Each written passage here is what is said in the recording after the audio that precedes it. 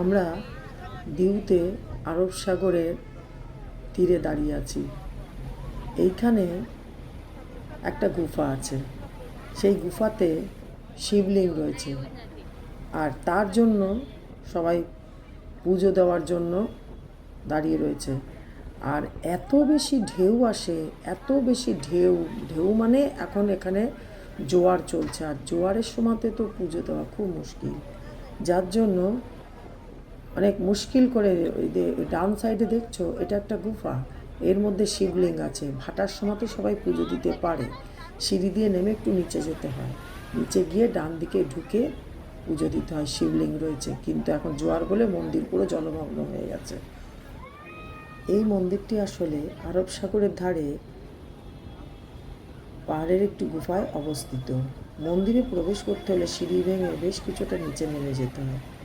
আর চোখে পড়ে প্রথমেই নন্দীর মূর্তি, আর তারপরে দেবী পার্বতীর ফটো এইসব রয়েছে।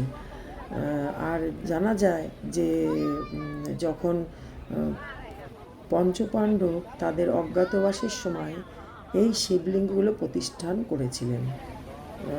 শুধু এখানে এখন নয়, কথিত আছে ভারতের বিভিন্ন জায়গায় পঞ্চপাণ্ডবেরা তাদের অজ্ঞাতবাসের সময় বহু শিবলিঙ্গের প্রতিষ্ঠা করেছিলেন। এই পঞ্চপাণ্ডবরাই এখানে শিবলিঙ্গের প্রতিষ্ঠা করে নিত্য পুজো করতেন বলেই স্থানীয় বাসিন্দারা অনুমান করেন। এখানে ভক্তরা নিজেরাই পুজো দেন, আর পুজোর সময়তে কোনো পুরোহিত থাকে না।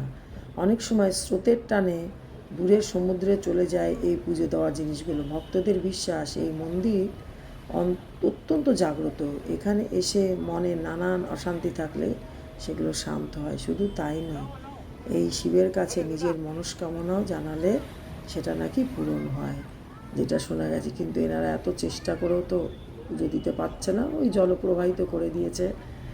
তো বড় মনোরঞ্জন লাগছে জিনিসটা।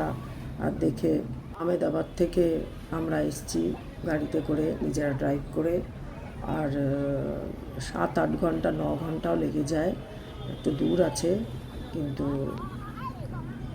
খুবই ভালো লেগেছে জায়গাটা। যদি কেউ এখানে আসো তো সবার নিশ্চয়ই খুব ভালো লাগবে। আমি তো এনজয় করলাম জিনিসটাকে।